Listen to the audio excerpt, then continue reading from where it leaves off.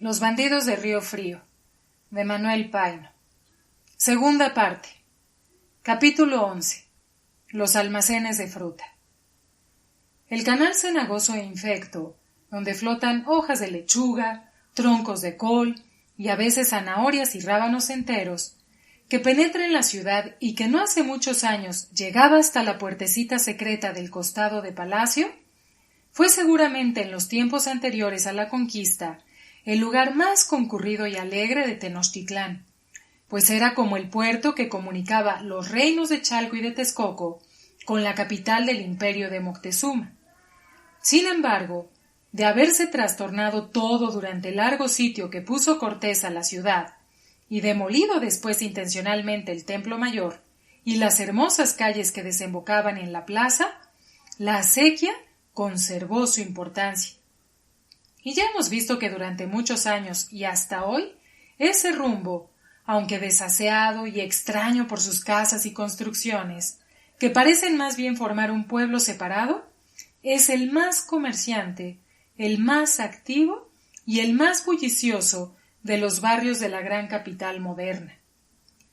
A lo largo del canal, viejas construcciones de uno y otro lado, con sus fachadas amoratadas de tezontle o pintadas de cal o de colores fuertes, con sus balconerías irregulares de fierro, sus ventanas con rejas gruesas, forman una calle comunicada por puentes, que no deja de tener su novedad, especialmente en ciertas horas del día, en que las aguas turbias de la acequia están casi cubiertas de chalupas y de canoas cargadas de maíz, de cebada, de legumbres, de frutas y de flores. Y como allí se van a surtir de primera mano los revendedores de fruta que andan en la calle y se sitúan en los zaguanes y esquinas por toda la ciudad, y como las indias e indios visten a poco más o menos sus trajes primitivos, no solo para los extranjeros, sino aún para los mismos mexicanos ilustrados y parisienses que habitan en el centro, tiene cierta novedad antigua, más interesante todavía para el que estudia las costumbres populares.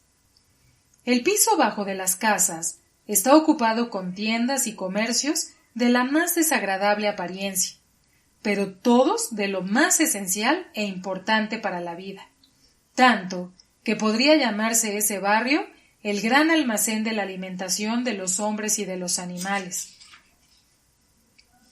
Tocinerías con una instalación singular, que aparte la grasa y el olor no muy agradable, presentan un aspecto único en su género y que no se encuentra en Europa, ni aun en las ciudades de España, que tanto se parecen a las nuestras. En un mostrador semicircular, que entra un poco en la pieza, barnizado y lustroso con la misma grasa, se ostentan 3 o 4 sartenes de hoja de lata, llenos en forma de pirámides blancas y bruñidas, de la manteca de puerco, adornada con labores de hojillas de amapola y de rosa. Otros sartenes de las mismas dimensiones contienen tostadas hechas con la piel del cochino, y que llaman chicharrones. Otras idénticas con trocitos de carne fría que nombran carnitas. En el corto espacio que queda libre del mostrador está una tabla gruesa de fresno, donde pican, parten la carne y hacen el despacho. Pero lo más importante y vistoso es el tapanco o coronamiento del mostrador. En el centro hay siempre un cuadro de madera dorado, con la imagen del divino rostro o de algún santo de la devoción del dueño, alumbrada constantemente por 2 o 4 velas colocadas en elegantes arbotantes, con sus mamaderas de cristal. De los lados de la imagen parte una especie de balaustrada calada y vistosa, formada con panes de jabón blanco, adornado con flores rojas de papel y banderitas de oro volador, y en la orilla de esa balaustrada cuelgan guirnaldas de longaniza y chorizo, alternando con jamones que sirven como de grandes borlas a esta decoración que incita el apetito de los que pasan y nunca dejan de detenerse en la puerta y concluir por comprar una cuartilla de carnitas o de longaniza, y sobre todo de chicharrón, condimento indispensable para el chile y los frijoles. Las pulquerías son otra tentación y muy peligrosa por las riñas que resultan. Una robusta muchacha pintada en el centro de la pared, con las mejillas coloradas y redondas, su penacho de plumas y vestida de una ropa ligera salpicada con figuritas de esmalte de colores, preside la pulquería y parece que incita a los parroquianos, dejándoles ver sus abultados pechos, sus gruesas pantorrillas y sus pies pequeños calzados con cacles. Es la América en persona, que tiene por fuerza que figurar y ser la soberana de esas singulares tabernas donde se expende el licor que se descubrió la hermosa Xóchitl. Ya hemos hablado al principio de esas pulquerías al aire libre, resguardadas únicamente por un tejado, pero las casillas, como se les llama oficialmente, situadas en diversas calles, presentan un aspecto todavía más característico en el Puente de la Leña.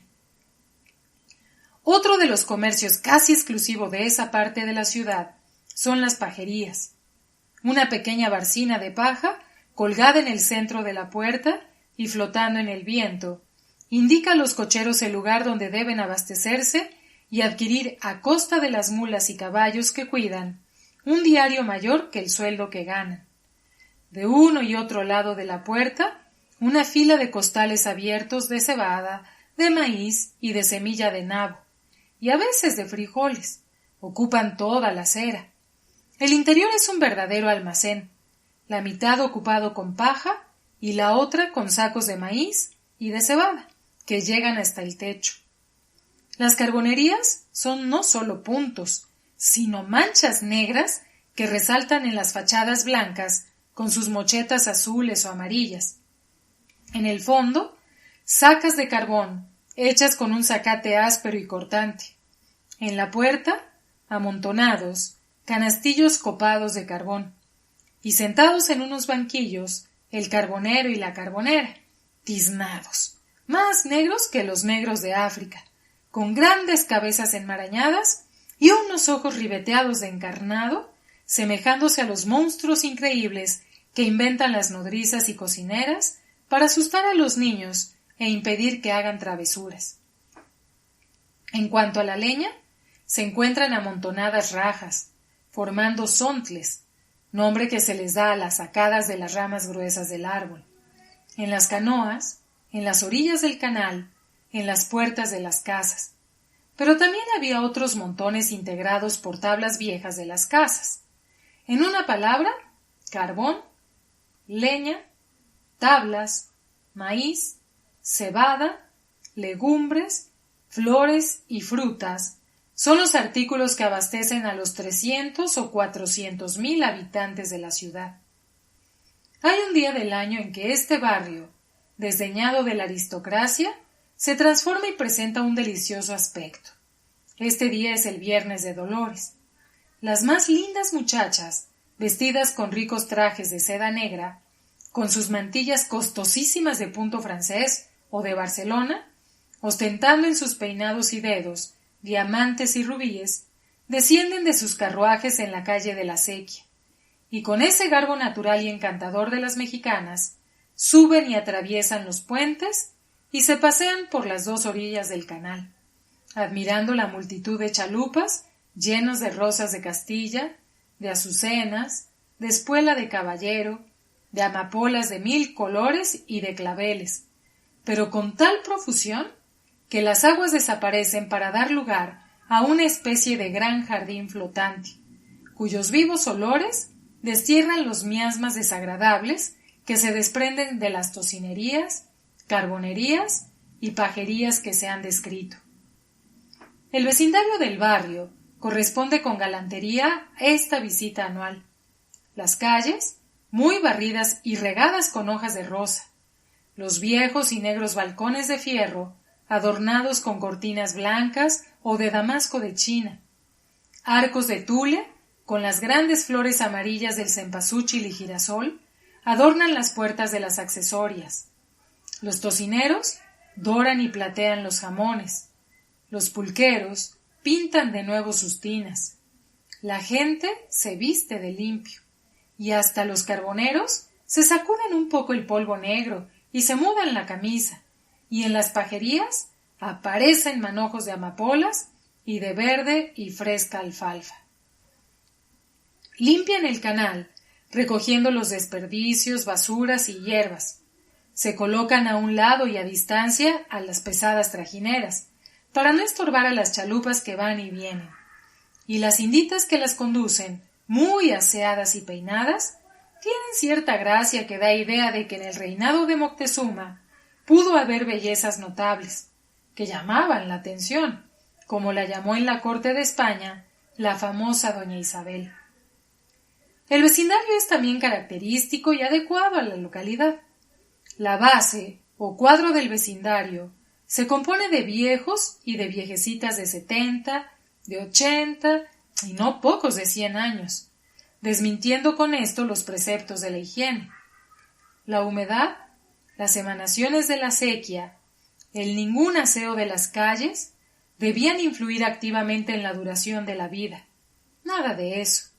Los pulqueros y tocineros son, en lo general, de una salud envidiable y de una gordura monstruosa, y los carboneros se conservan por eternidades exentos de toda corrupción, con el polvo que tragan y de que están cubiertos. Otra parte de los vecinos son más bien de Chalco, de Texcoco, de Ameca, de Cuautla, de Amilpas. Tienen su comercio de grano y fruta, y en vez de hacer continuos viajes en las trajineras, concluyen por tomar una habitación en el Puente de la Leña y tener, como las grandes casas de comercio, el despacho en la capital, conservando en su pueblo la casa materna, como hemos visto que lo hacía Cecilia.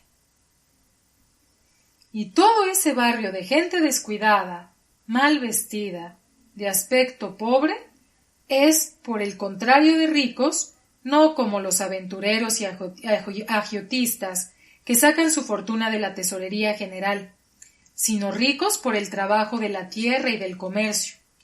Muchos de esos carboneros, que se les veía sentados en la puerta de su almacén, comiendo carnitas con chile verde y tortillas, hacían compras en las haciendas de 4 y 5 mil pesos de leña y carbón, y cuando don Antero, el de Soquiapan, tenía algún apuro para sus cajas, siempre encontraba con facilidad 1 o 2 talegas de pesos, sin usura ni labranzas, sino bajo la garantía de pagarles en leña, maíz o carbón. Los trujanos tenían una flota entera de trajineras, y en sus almacenes nunca faltaban 1000 o 2000 cargas de maíz y otras tantas de cebada. Don Sabás, el jefe de la casa, era conocido y respetado en el Puente de la Leña como don Gregorio en la calle de Santo Domingo. Su firma era pan bendito, y su palabra mejor que una escritura hecha ante el escribano Cueva. Los Melquiades, los malévolos Melquiades, detentadores de la inmensa fortuna del pobre Moctezuma III, encontraban siempre dinero con los comerciantes del Puente de la Leña, para gastarlo y dilapidarlo en comilotonas, toros y fiestas de la iglesia, que promovían de intento para ganar popularidad, y que los indios y rancheros se sublevasen si algún día venían por la fuerza a despojarlos de lo que se habían malamente apropiado. De Cecilia ni se diga. Pasaba en toda la vecindad, lo mismo que en Chalco, por una de las más ricas trajineras, y si hubiera necesitado reunir 4 o 5 mil pesos, no habría dilatado 5 minutos, dirigiéndose a los trujanos o a los tiznados carboneros. Además, la querían bien, porque era una mujer honrada y trabajadora, y no decía más que lo que le salía del corazón. Y a estas buenas cualidades se añadía que era guapa, simpática, caritativa. Los cojos y lisiados siempre tenían una tortilla que comer y algo en cobre que no dejaban de utilizar para echar en los tendejones su trago de aguardiente. Pero de los comercios de que se ha dado una ligera idea y de otros que omitimos por no alargar el capítulo, el más curioso es el de los almacenes de fruta. Se cree generalmente por los que comen fruta en sus bien abastecidas mesas de México que el trabajo consiste únicamente en cortarla y traerla a vender al mercado. Nada de eso. La fruta, particularmente la de tierra caliente, se compra por los comerciantes que se dedican a ese ramo, a los cultivadores o dueños de huertas, a un precio ínfimo y en grandes cantidades. Estos, ya por los canales o ya por el camino real, la conducen al puente de la leña, y allí las fruteras del mercado, que como Cecilia comercian en grande, la compran de segunda mano a más precio, la depositan en sus almacenes y la van vendiendo diariamente al menudeo a las fruteras de las esquinas y fruteros ambulantes, que desde las 10 de la mañana recorren las calles pregonando las diversas clases que contienen sus apetitosos y pesados canastos, que con facilidad y desembarazo llevan en la cabeza. Hablaremos del almacén de fruta de Cecilia, y con esto se tendrá una idea de los demás. El frente daba a las orillas de la acequia, y por la espalda a una calle sin empedrado ni alumbrado en las noches, en cuyo centro había un caño aún más inmundo que los del callejón de la Condesa y Chapitel de Santa Catarina, que ya conoce el lector. La tal calle estaba formada de casas en ruina y de cercas de adobe ya casi negro, que permitían ver por los derrumbes, que eran extensos corrales donde de noche se encerraban vacas y burros mediante una corta retribución por cabeza. El vecindario se componía de misteriosos personajes que permanecían la mayor parte del día encerrados en unos cuartos lóbregos y húmedos, pues levantando alguna de sus vigas podridas se encontraba el terreno lleno de agua turbia y sucia producida por las filtraciones del canal. De noche se veían salir uno a uno hombres y mujeres envueltos en sus frazadas y rebozos, de fisonomías siniestras y de andar sospechoso, como queriendo ocultarse o como si temieran ser sorprendidos. Si esas gentes tenían la honrosa profesión de despojar a sus prójimos, no se puede decir con certeza, pero lo que sí se puede asegurar es que ese conjunto de callejones y de corrales que se comunicaban con la calle principal y con el collejón de la Trapana, y que en conjunto formaban un pueblo escondido detrás de las casas altas que tenían su frente al canal, era el rumbo más tenebroso y al mismo tiempo el más seguro de toda la capital. Jamás se oía decir nada de robos, de asesinatos, ni de pleitos ni heridas, y el músico Sayas, que habitaba en una casa de vecindad de la Trapana, se retiraba del teatro a las 12 de la noche y a la 1 de la mañana, seguido de un muchachillo que cargaba su violoncello, y en 10 años no había tenido ni siquiera amagos. Los personajes equívocos y misteriosos que solían encontrarlo le decían «Buenas noches, señor Sayas», y metían en la cerradura de sus casas una llave que no hacía ruido al manejarla, y desaparecían como si fuesen maniquíes de una comedia de magia. En algún capítulo hemos hablado del interior de la casa de que era propietaria Cecilia en la capital. Necesitamos, por lo que va a pasar en ella, y por dar una idea de los almacenes de fruta, hacer una descripción más minuciosa. La fachada medía cosa de 40 varas de largo. En el centro había un zaguán alto y ancho, que aunque viejo, se había conservado bien por ser de madera de cedro.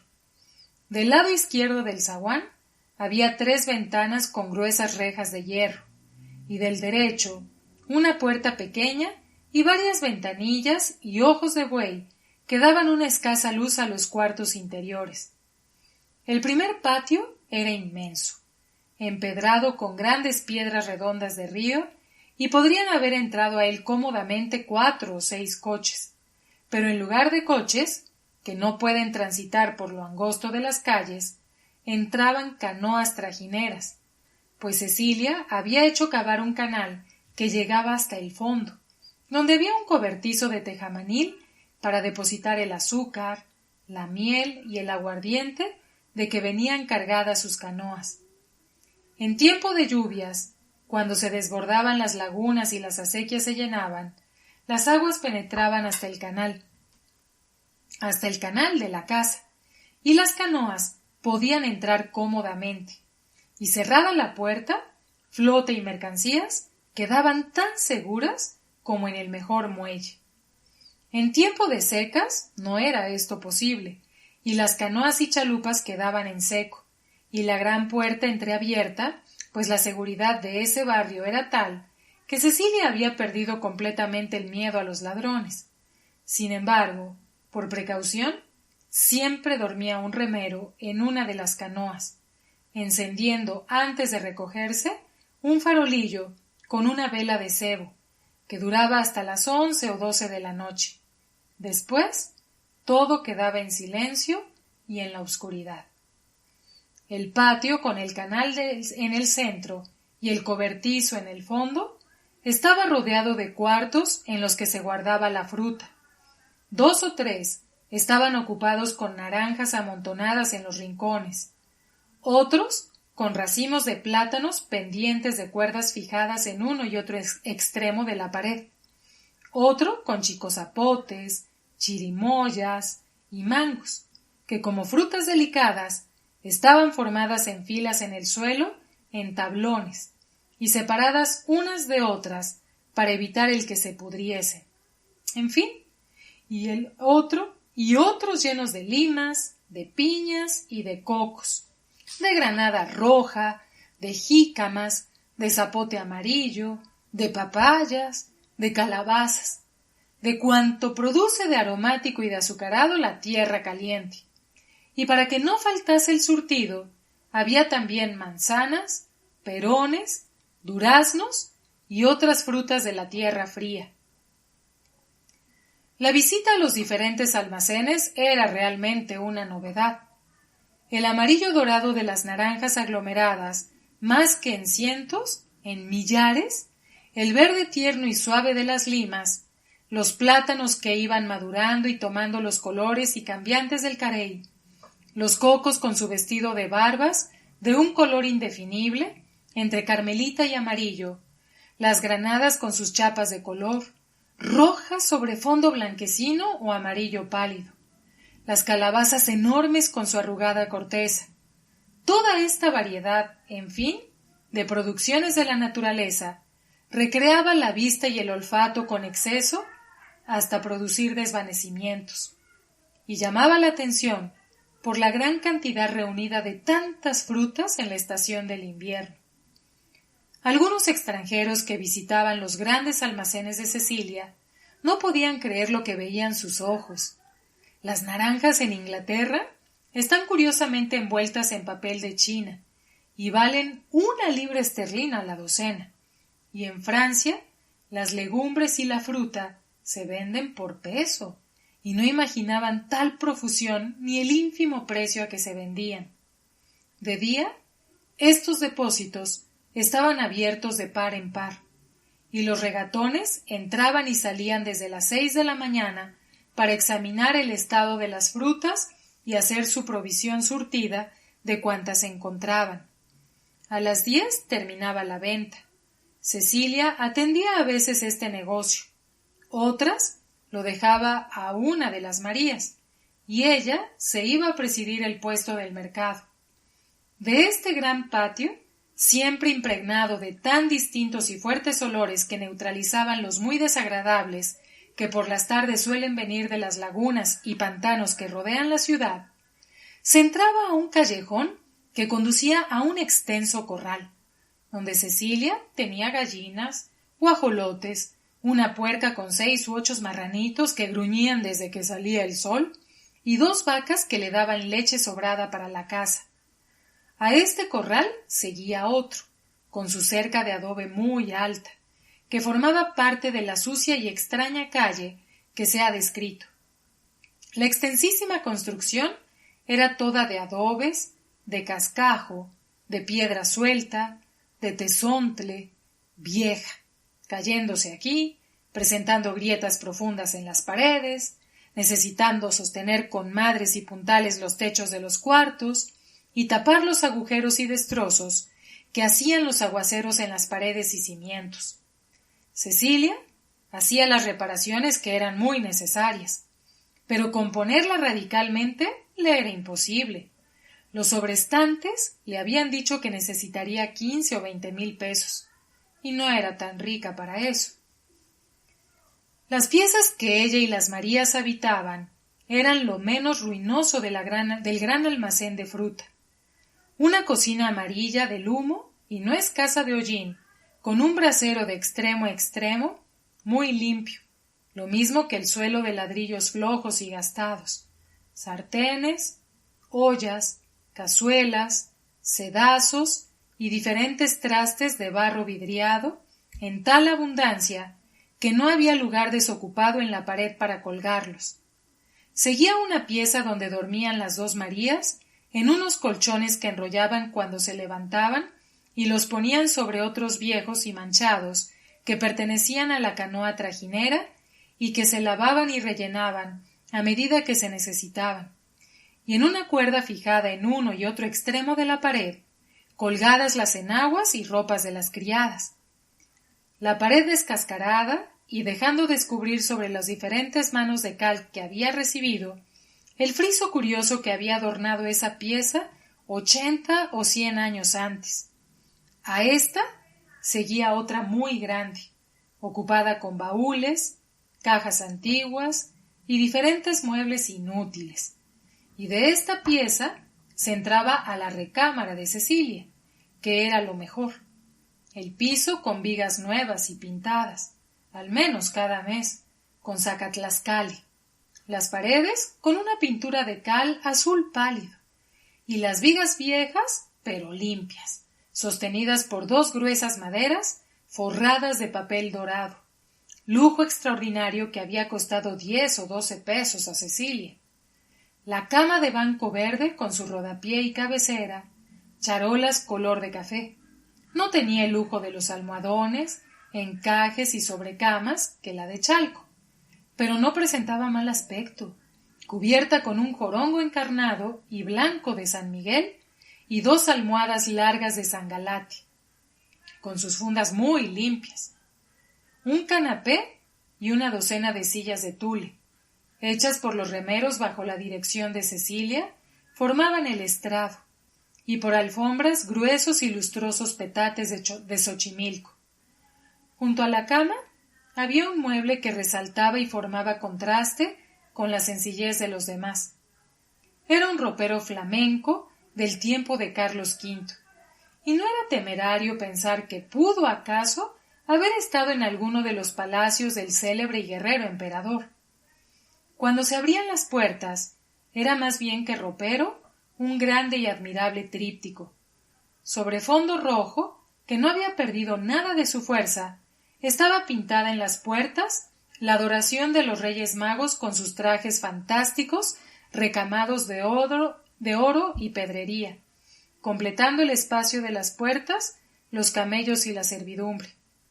En el fondo, la cuna con la Virgen, San José, el Niño Dios y el buey y la mula, pero todo de mano maestra, con cierto gusto bizantino por el recargo del dorado, pero las figuras como si Alberto Durero o Francisco Francia las hubiesen pintado. Allí, sucio y cubierto de telarañas, encontró este mueble Cecilia cuando compró la casa, lo limpió y lo destinó para guardar su ropa, y más adelante descubrió por casualidad que en el fondo había secretos y cajoncitos tan bien disimulados que el más escrupuloso registro no hubiese bastado para descubrirlos. Se aprovechó de su descubrimiento y los iba llenando de pesos y escudos, fruto de sus economías. Los viernes, cuando no estaba en Chalco, a las 8 de la noche, abría el tríptico, e hincadas de rodillas ella y sus 2 Marías rezaban la corona. Fuera de esto, la recámara no presentaba nada de particular más que unas cuantas estampas de santos clavadas en la pared con tachuelas doradas y una mesa de madera de pino que servía para comer, planchar y cuanto se ofreciera. Tal era el almacén de fruta de Cecilia, y como él había 6 u 8, poco más o menos parecidos, en ese célebre barrio de la Acequia, de que hemos tratado de dar una idea. Evaristo, como la mayor parte de los agricultores de Chalco y Texcoco, tenía sus relaciones de comercio con los trujanos, con los carboneros y con los dueños de tendejones, a los que vendía granos, leña y carbón. Pero no le había convenido hacerse conocer personalmente, y hacía sus tratos y cobros por conducto del administrador de la Blanca. Podía, pues, presentarse en esas calles sin inconveniente y pasar desapercibido como uno de tantos. Desde que fue arrojado por Cecilia y herido, más en el alma que en la mano, se propuso resueltamente acabar con ella y con sus 2 criadas. Dejó por unos días el mando de la escolta Hilario, y él se vino de incógnito a establecer a México, con el objeto de madrugar un golpe decisivo y seguro. Tomó un cuarto en un mesón de Tezontlale para vivir aparentemente en él, y una accesoria con 2 piezas en el callejón de la Trapana, donde fijó su residencia, y puso una carbonería a cargo del enmascarado que había escapado del desastre de Río Frío y con el cual podía contar enteramente. Cuánta rabia, despecho y desesperación puedan tener los condenados en el infierno, tanta así hervía en su negro corazón.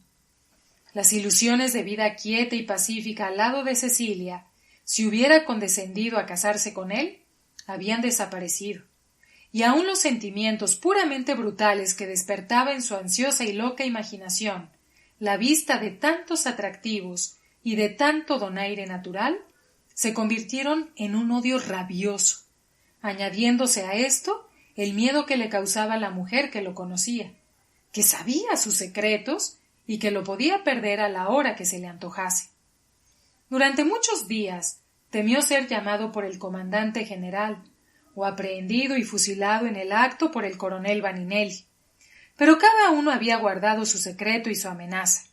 Cecilia, a su vez, llena de terror, guardó el más profundo silencio y se limitó a no volver a Chalco, y él, casi seguro de que una delación en contra de la trajinera no tendría ningún resultado, se limitó también a callar, contando a Hilario y a los que lo encontraban que su caballo tropezó, y él, al caer, se había lastimado la mano.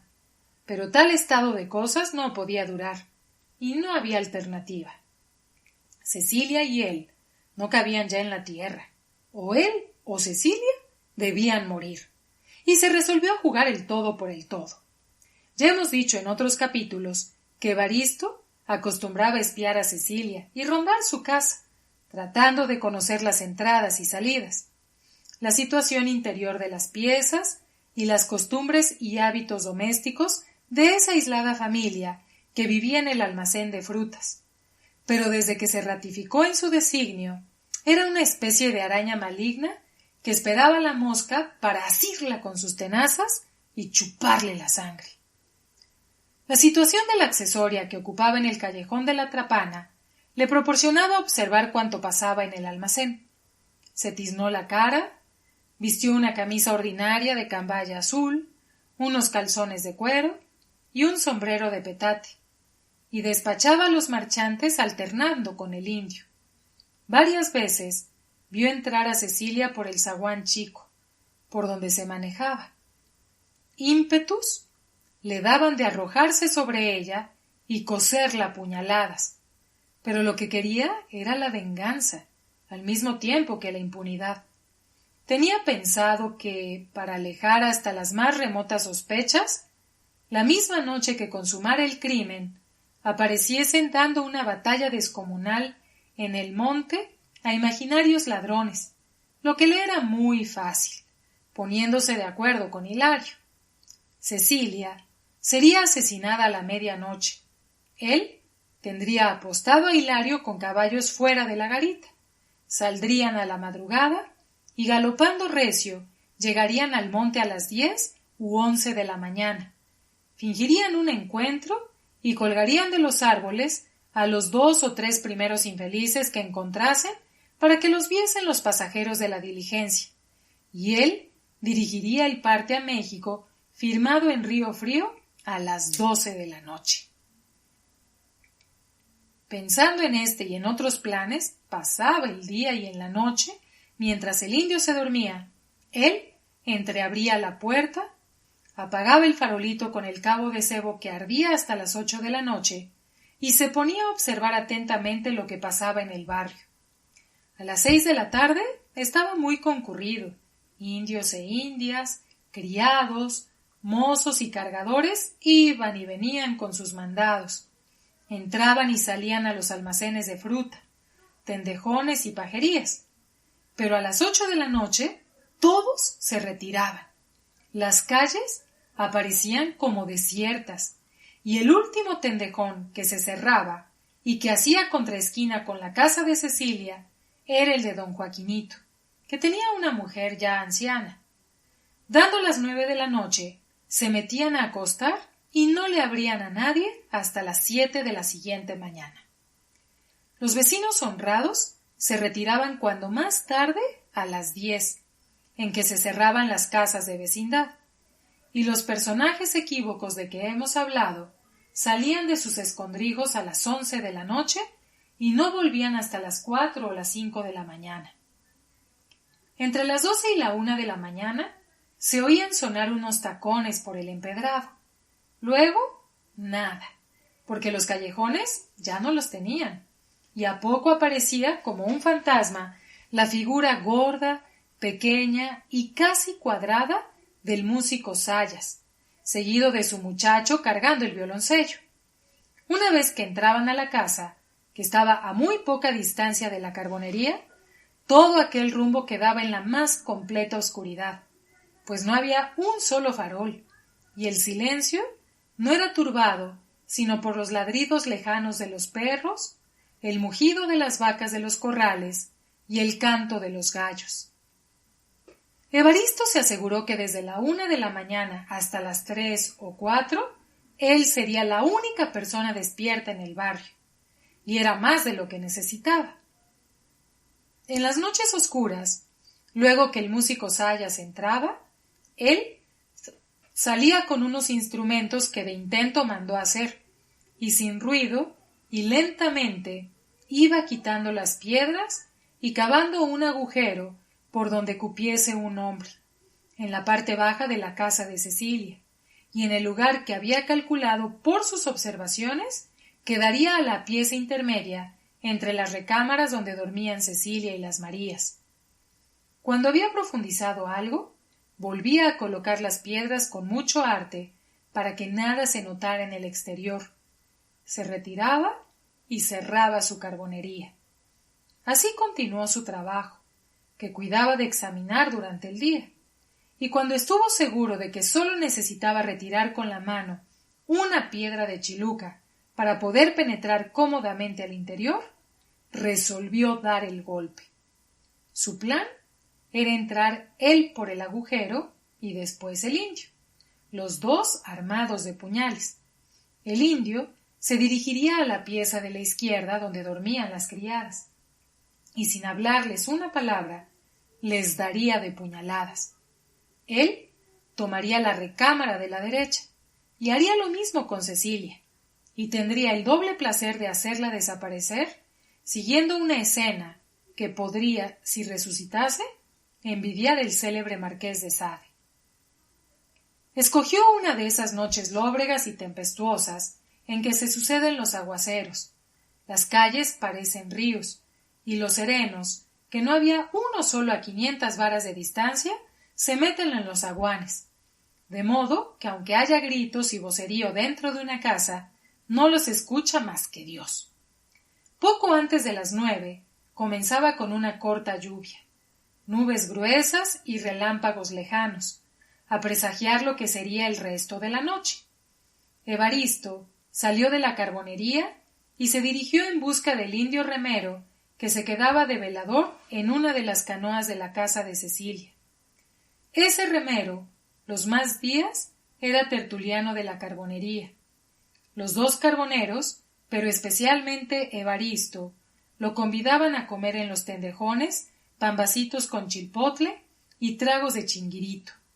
Por él había sabido cuántos pormenores necesitaba, y estaba seguro de no haber equivocado el punto preciso de la horadación y de penetrar al cuarto intermedio, que siempre estaba alumbrado con una mariposa que ardía en un vaso de aceite, en una repisa colocada delante de la imagen de una Virgen de los Dolores, de la cual era muy devota María Pantaleona. Rondó Evaristo como media hora, y ya desesperaba de encontrar al remero, cuando lo vio venir con su farolito encendido, trastabillando, pues había absorbido ya 4 o 5 vasitos de chinguirito. Era lo que precisamente se necesitaba, pero no contento con esto, lo convidó a que fuesen al tendejón de la contraesquina, que no se cerraba sino hasta las 10. Vaso tras vaso, no cesaban de hablar del precio del carbón, y de la patrona Cecilia, que era muy rica, y de su casa, y de un ropero colorado que abría a las 9 de la noche y se hincaba de rodillas a rezar el rosario, y el remero y el carbonero, muy tiznado y con crecidos cabellos, bebían y decían que estaban prontos a dar la vida por Cecilia y servirla hasta de balde, y don Joaquinito el tendero, que la conocía, decía lo mismo, y le servía aguardiente en los vasitos, de modo que estaba ya vacío su grande frasco cuadrado. Pero Evaristo no bebía, sino que al disimulo derramaba el líquido y después se empinaba el vaso y lo dejaba caer con estrépito en el mostrador, fingiéndose el borracho. Dando las 10, don Joaquinito los echó.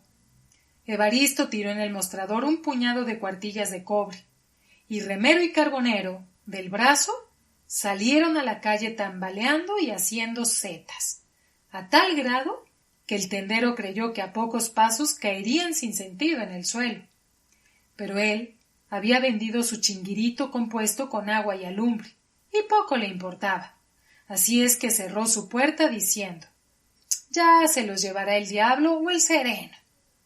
Evaristo condujo casi en peso al remero hasta la canoa, y lo dejó acostado y sin sentido, con el farolito para que no llamase la atención a alguno que pudiera pasar y estuviese acostumbrado a verlo encendido hasta las 11 o 12 de la noche. Fuese enseguida a la carbonería, apagó su luz, entreabrió la puerta y se puso en observación. El indio, acostado en unas sacas de carbón, dormía profundamente. Las nubes cargadas de electricidad se iban acercando más y más a la ciudad. Los relámpagos menudeaban, y una lluvia fina había empapado las siniestras calles y formado charcos y lodazales. Oscuridad profunda y ni una alma en las calles. Los vecinos misteriosos de la casa de la Trapana y de las otras contiguas comenzaron a salir, envueltos en sus frazadas, y a desaparecer entre aquella multitud de vericuetos y de angostos callejones. Cuando pasaban cerca, Evaristo cerraba su puerta apenas entreabierta. Las 11 sonaron en los relojes de varias iglesias. A las 11:30, aguacero tras de aguacero, relámpagos sin cesar que iluminaban el canal lleno de canoas trajineras, los puentes, las casas, las torres y cúpulas de las iglesias. Todo tomaba el aspecto fantástico de una ciudad ardiendo como Gomorra con un fuego azufroso. 2 o 3 rayos se desprendieron y uno cayó muy cerca. Evaristo oyó un grito de espanto y ruido y vocerío de gentes que se acercaban.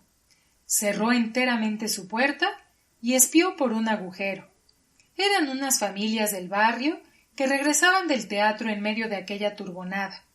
Las mujeres empapadas, con la ropa arriba de las rodillas, y los hombres con los paraguas volteados al revés y hechos pedazos con la fuerza del viento. El rayo que cayó a corta distancia los asustó. Las mujeres arrojaron un grito, pero se repusieron pronto, y como era gente alegre, rieron a carcajadas de su miedo, hablaron del teatro, de lo que les costaba por el daño que habían recibido sus vestidos y sombreros, y llevando en paciencia su mala aventura, fueron alejándose y perdiéndose sus voces y personas entre las profundas tinieblas de la noche. 20 minutos después, nuevas voces y nuevos pasos. Era el músico Sayas, que regañaba a su muchacho porque no había puesto la funda a su violoncello y temía que hubiese entrado el agua por las rendijas de la vieja caja en que lo guardaba. Llegó a la puerta de su casa, introdujo la llave, y él y su muchacho, a quien aplicó un buen coscorrón al entrar, desaparecieron y volvieron el silencio y las tinieblas, cada vez más espesas. Evaristo estaba ya en aptitud de obrar. Nadie debería ya pasar por todo el barrio de la acequia. Los serenos, muy lejanos, estaban sin duda abrigados y dormidos en casa de sus amigos los tenderos. Cerró su puerta. Despertó bien al indio, sacudiéndolo fuertemente. Le hizo tomar un trago de aguardiente y le dio 2 puñales muy largos y afilados. Escucha bien lo que te voy a decir. Sígueme. Voy a entrar por un agujero que hay ya hecho en casa de la trajinera. Tú entrarás tras de mí. Te diriges muy en silencio a la pieza que yo te señale y entras hasta el rincón del fondo. Allí encontrarás en la cama dormidas a 2 mujeres y antes de que puedan despertar y gritar, dales muchas y fuertes puñaladas por la cara, por el pecho, por todas partes, y no ceses de herir hasta que las mates. Si no obedeces, te mato yo esta noche. El indio, que era el más bruto y el más cruel de todos los que los formaron la cuadrilla de los enmascarados, cogió los puñales, se los colocó en la faja de la cintura y se envolvió en su frazada negra del polvo del carbón y contestó lacónicamente: «No tenga cuidado, mi capitán».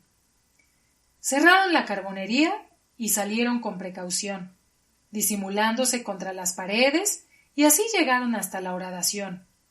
La reconoció Evaristo con cuidado y la encontró a su satisfacción. No se necesitaba más que quitar las piedras ya flojas y el cascajo, retirar la tapa de chiluca y entrar sin necesidad de hacer ruido. Si las mujeres, que probablemente dormían muy tranquilas, despertaban y daban gritos pidiendo auxilio, nadie las oiría. Si se defendían, y era lo más probable, emprenderían él y su indio una lucha a puñaladas, y la victoria era segura. Pero aun cuando no lo fuera, algo se había de arriesgar. Evaristo se proponía, luego que acabase con Cecilia y sus criadas, matar por detrás al último de los enmascarados, para que nadie pudiese ser testigo de su crimen. Había ya vaciado con mucho tiento y cuidado el cascajo y piedras, y se disponía a quitar la piedra de chiluca para entrar, cuando se acordó del indio remero que había dejado en la canoa, y reflexionó que la lluvia y el fresco de la noche podían haber disipado la borrachera, y se levantaría tal vez buscando el farolillo, o le daría la gana de rondar por la casa, como era su obligación, y se lo había encargado su ama. Dejó al último de los enmascarados cuidando el agujero, encargándole que no se moviese, y él se dirigió a la canoa, que, como se ha dicho, estaba en el patio, a poca distancia de la puerta principal, que estaba entreabierta. Las aguas de la acequia, crecidas con las lluvias, entraban a esa especie de muelle y hacían flotar la canoa. Evaristo, con el agua hasta cerca de la rodilla, penetró al patio, subió a la canoa y examinó el estado del remero. Roncaba estrepitosamente en medio de un charco de agua con lodo, basuras y paja, pero se removía de un lado a otro, de tiempo en tiempo exhalaba una especie de rugido, decía palabras incoherentes y llamaba a doña Cecilia. Decididamente la influencia del alcohol iba a terminar, y si había gritos y lucha, el remero los oiría, pues el agujero estaba en el costado de la casa y a corta distancia. Evaristo no vaciló. Se acercó al remero, le buscó con la mano izquierda el corazón, y así que lo sintió latir, con la derecha le colocó la punta de su largo puñal, y aprovechando la rápida luz de un relámpago, se lo hundió hasta el mango. No contento con esto, hizo picadillo la cara del remero. Después limpió el puñal en las húmedas mechas de la víctima, y con precauciones de gato montés que se siente perseguido, más bien arrastrándose entre lodo y charcos, dio la vuelta a la casa y regresó al agujero. Por el cobarde asesinato que acababa de perpetrar, o por otros pensamientos siniestros, tuvo miedo, y no se atrevió a entrar, pero sí quitó la piedra de Chiluca y le dijo a su indio: «Entra primero, yo te sigo». El indio, con repugnancia, meneaba la cabeza y no quería aventurarse, pero Evaristo lo amenazó con su puñal, y tuvo que obedecer y se tendió en el suelo. Si ves que hay luz encendida, oyes ruido en las piezas o ves gente despierta, retiras inmediatamente la cabeza. Si todo está quieto y oscuro, me lo dices y yo entraré inmediatamente. El indio no contestó, pero introdujo la cabeza y casi al mismo tiempo el resto de su cuerpo, hasta que desaparecieron sus pies en la oscura tronera. Una voz dijo desde dentro, muy quedo: «Puede entrar. Todo está oscuro y quieto». No dejaron de llamar la atención de Evaristo los términos regulares y pulcros del llamamiento, pero no obstante se tendió en el suelo y comenzó con precaución a introducir su cabeza. No había penetrado aún el cuello cuando se sintió asido de las melenas de la frente por una mano fuerte que lo tiraba para introducirlo adentro, y al mismo tiempo sintió la punta de un puñal. Quiso retirarse inmediatamente, pero otra mano se apoderó de otro mechón, y su esfuerzo fue inútil. «¡Ah, maldita Cecilia! Siento tus manos fuertes de arriera y de trajinera, y tu venganza de infierno. Pero no te has de salir con la tuya.